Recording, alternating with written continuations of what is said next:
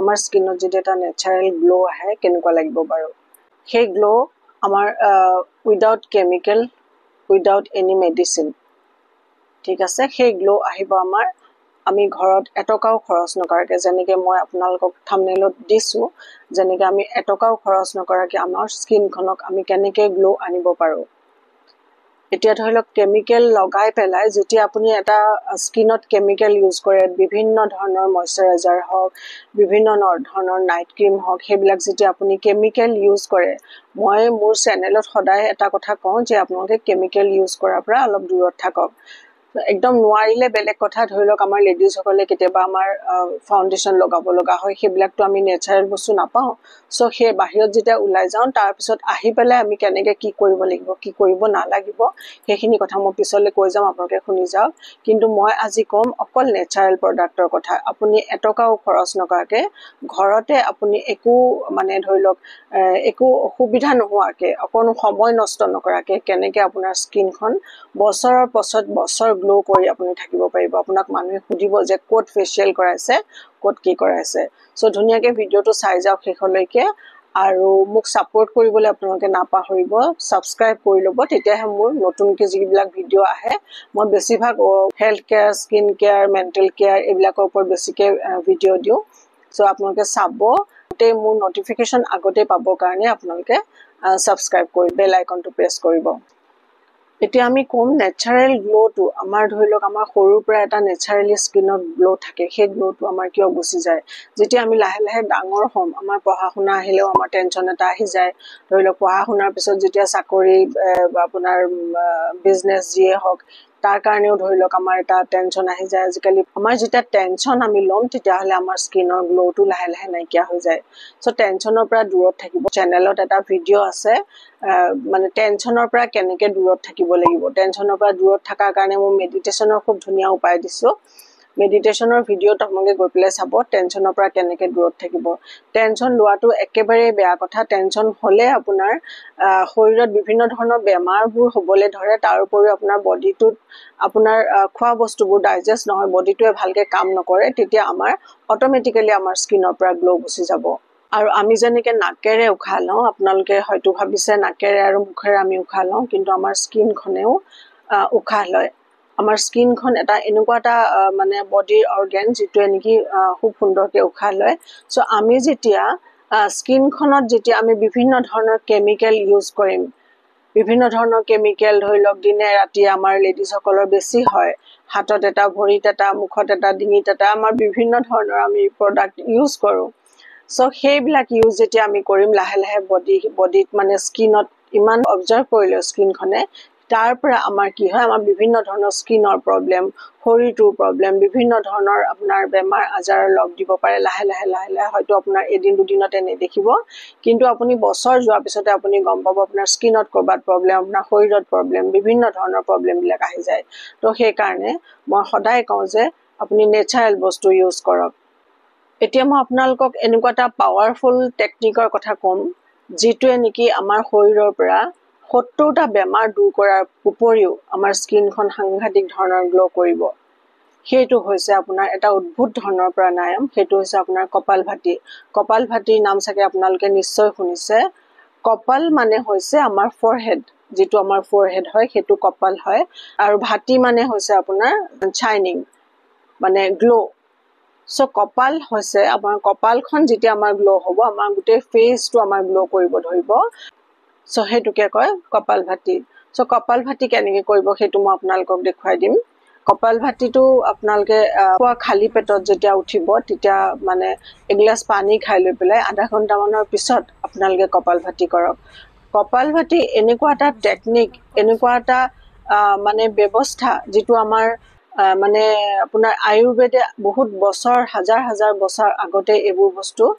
কৈ গৈছে চ' আমি মানুহবিলাকে ইমান বিজি থাকোঁ যে আমি এইবোৰ বস্তু ফ'ল' নকৰোঁ চ' মই নিজে যেতিয়া ফ'ল' কৰিছোঁ এইটো বছৰৰ পিছত বছৰ ধৰি ফ'ল' কৰিছোঁ আজি মোৰ যদি ইণ্টাৰেষ্ট আছে তেতিয়াহ'লে মোক কিছুমান কথা আপোনালোকে মোক সুধিব পাৰে আপোনালোকৰ কমেণ্টত মোক সুধিব কিছুমান কথা যদি আপোনালোকে বুজি নাপায় জানি নাপায় কপালভাতি কৰিলে আমাৰ লিভাৰ গোটেই বডিটোৰ লগতে আমাৰ ডিটক্সিফিকেশ্যন হয় সো আমাৰ ডিটক্স হয়, বডিটো আমাৰ ডিটক্স কৰাটো কিমান জৰুৰী জানেনে? যিটো আমাৰ ভিতৰৰ বেয়া বস্তু আছে, যিখিনি বেয়া আমাৰ ভিতৰত থাকে, বেমাৰ হ'ব পৰা যিখিনি বস্তু থাকে, কপালভাতি কৰিলে আপোনাৰ সেই গোটেই বস্তুখিনি আমি বাহিৰলৈ মানে নাকেৰে যেতিয়া আমি উশাহটো এৰি দিওঁ, এনেকৈ যেতিয়া নাকেৰে আমি উশাহটো এৰি দিওঁ, সেই উশাহৰ লগত বহুত বেছি আমাৰ বডিটো ডিটক্সিফিকেশ্যন হয়। যিখিনি আমাৰ টক্সিন জমা হৈ থাকে সেই টক্সিনখিনি আমি উলিয়াই পেলাবলৈ সক্ষম হওঁ। তো কপালভাতিটো সেইকাৰণে খুবেই জৰুৰী, আপোনালোকে একদম চিৰিয়াছলি ল'ব। কপালভাতি আপোনালোকে 7 দিন কৰি চাওক।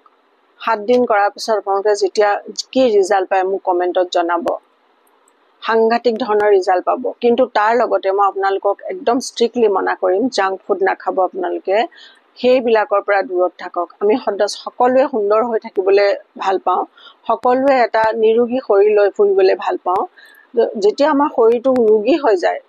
মানে শৰীৰটো যেতিয়া আমাৰ বেমাৰে ধৰে, তেতিয়াহ'লে আমাৰ একো ভাল নালাগে। চ' নিৰোগী হৈ থাকিবৰ কাৰণে আৰু আপোনাৰ স্কিনখনত যেতিয়া আমি নিৰোগী হৈ থাকিম তেতিয়াহে আমাৰ স্কিনত গ্ল' আহিব। যেতিয়া আমাৰ ভিতৰৰ ডাইজেষ্টিভ ছিষ্টেম আমাৰ ঠিক থাকিব, ভিতৰৰ অৰ্গেনছবিলাক আমাৰ ঠিক থাকিব, আমাৰ যেতিয়া ডিটক্সিফিকেশ্যন হৈ থাকিব সুন্দৰকৈ কপালভাতিৰ যোগেদি, তেতিয়াহে আমাৰ স্কিনত গ্ল' আহিব। আৰু তাৰ কাৰণে অকল কপালভাতি কৰিলেই নহ'ব, মই আপোনালোকক ক'ম যে আপোনালোকে খাদ্যৰ প্ৰতি অকণমান ভালকৈ মনোযোগ দিয়ক। কি খাইছে? মই সদায় আপোনালোকক খাবলৈ মই জেনেৰেলি কওঁ, আপোনালোকে ফুড খাওক। তাৰ লগতে আপোনালোকে যিটো আমি বনাওঁ সেই আহাৰটো আপুনি খাবই, লগতে আপুনি দিনটোৰ ভিতৰত কিমান কেঁচা বস্তু খাব পাৰে, কিমান কেঁচা বস্তু, লাহে লাহে আমাৰ বেয়া লাগিব হয়তো, আমাৰ বেছি অভ্যাস নাথাকাৰ কাৰণে কেঁচা বস্তু, ফল মূল বা চেলাড এনেকুৱা ধৰণৰ বস্তুবিলাক আমাৰ খাবলৈ অকণমান খুব এটা মন নাযায়। চ'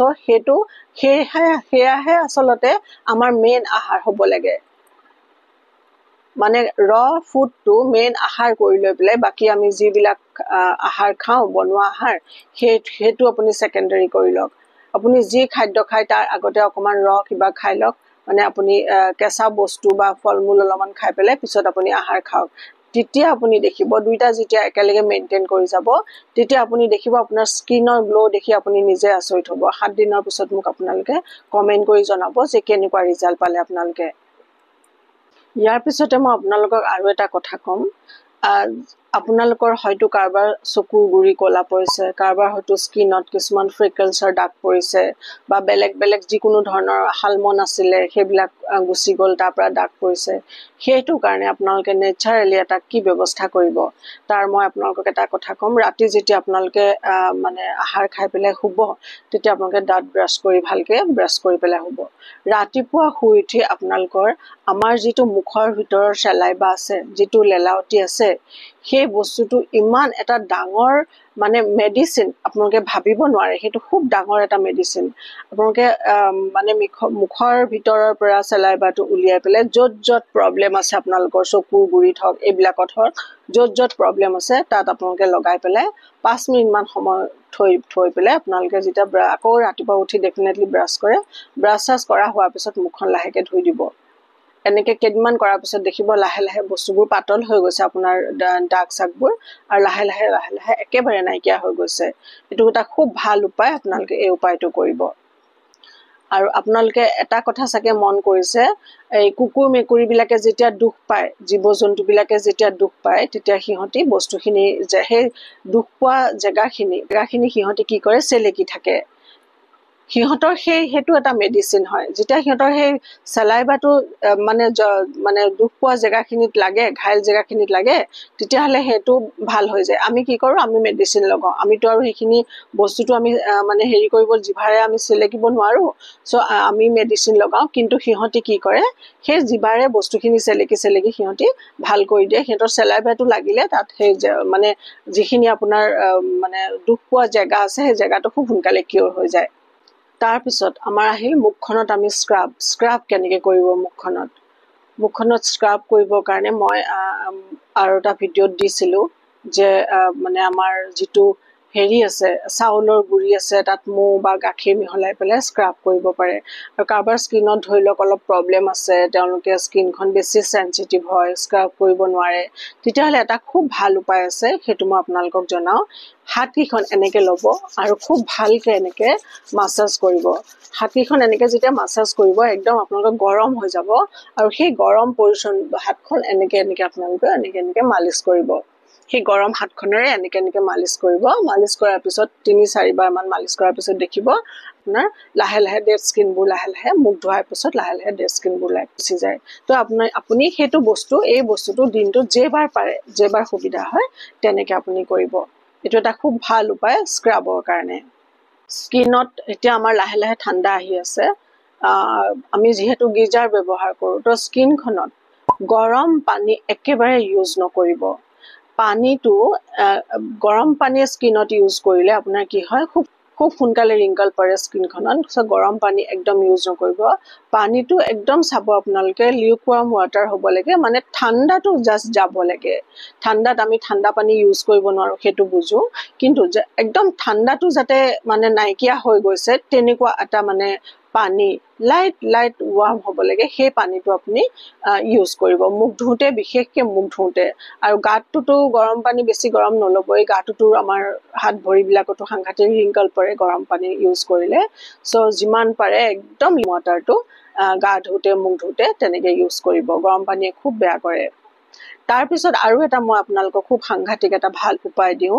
স্কিনখন গ্লো হৈ থাকিবলৈ এই উপায়টো যদি আপোনালোকে কৰে আপোনালোকক দুদিনমানৰ পিছত দেখিব মানুহে খুজিব যে ক'ত আপুনি ফেচিয়েল কৰাইছে মুখত কি কৰিছে কি বস্তু ইউজ কৰিছে আপোনালোকৰ ঘৰত ডেফিনেটলি এলোভেৰা আছে এলোভেৰা এজোপা গছ যদি নাই 20 টকা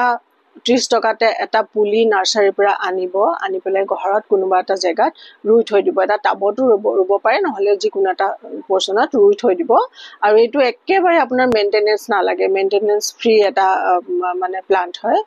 খালি আপুনি পানীটো দিবই লাগিব পানী দি থাকিব দেখিব লাহে লাহে খুব ধুনীয়াকে গ্ৰো হৈ গৈছে পুলিটো সেই এলোভেৰাৰ পৰা এটা মানে পাত এটা কাটি আনিব পাতটো এটা কাটি আনাৰ পিছত এটা সৰু এডোখৰ ল'ব লৈ পেলাই আপুনি তাৰ ওপৰৰ যিটো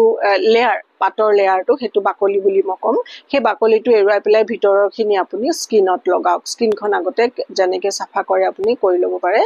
তাৰপিছত আপুনি স্কিনত লগাওক স্কিনত লগোৱাৰ পিছত ভালকৈ এটা লেয়াৰ স্কিনত ডিঙিত চবতে হাতে চাতে আপুনি লগোৱাৰ পিছত 5 মিনিট 10 মিনিট আধা ঘন্টা সময় থাকিব দিয়ক তেনেকে গা ধোৱাৰ আগতে আমি কিবা কিবি কৰি থাকো গা ধোৱাৰ আগতে তেনেকে আপুনি লগাই লওক লগোৱাৰ পিছত আপুনি ফ্ৰিজৰ পৰা এটুকুৰা বৰফ ল'ব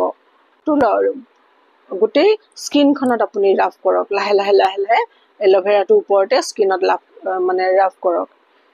সেই তেনেকে আপুনি 5 মিনিট থাকিব দিয়ক 5 মিনিট থকাৰ পিছত আপুনি সুন্দৰকৈ গা ধুই দিয়ক দেখিব আপোনাৰ স্কিনখন আপুনি আচৰিত হৈ যাব কিমান গ্লো কৰিছে এতিয়া ক্লিনজিং কেনেকে কৰিব মুখখনটো আমি সাফা কৰি ৰাখিব লাগিব হেতু আপুনি কেনেকে কৰিব হেতু কৰিব সবতকে ভাল বস্তু এটা আছে আপোনাৰ হানি মৌজুল শুদ্ধ মৌ আপুনি যদি কবাত পায় আনি পেলাই ৰাখি থৈ দিব শুদ্ধ মৌটোৰে আপুনি মুখখন অকমান দেৰি লগাই থলে লগাই 1 মিনিট 2 মিনিট ৰাখিলে লৈ পেলাই ভালকে মুখখন ধুই দিলে এটো খুব এটা ভাল ক্লিনজাৰ হয় আৰু যদি হেতু নহয় আপুনি যদি ডাবৰ হানিটো ল'ব পাৰে আৰু এটা বস্তু আপুনি ল'ব পাৰে গাখীৰটো সব স্কিনতে সুট নকৰে কিন্তু মৌটো সব স্কিনতে সুট কৰে গাখীৰ এটা কটনত লৈ পেলাই গাখীৰখিনি অকমান কটনত লৈ পেলাই কেঁচা গাখীৰ হলে আৰু ভাল আপুনি লাহে লাহে ৰাউণ্ডকে ঘূৰাই মুখখনত সাফা কৰি পেলাই 1-2 মিনিট মান ৰাখি দিলে তাৰপিছত আপুনি মুখখন ধুই পেলালে হেতু এটা খুব ভাল ক্লিনজাৰ আৰু এটা মই খুব ভাল সুন্দৰ ক্লিনজাৰৰ কথা আপোনালোকক কওঁ মুলতানী মিট্টি এই মুলতানী মিট্টিটো অকমান পানীৰ লগত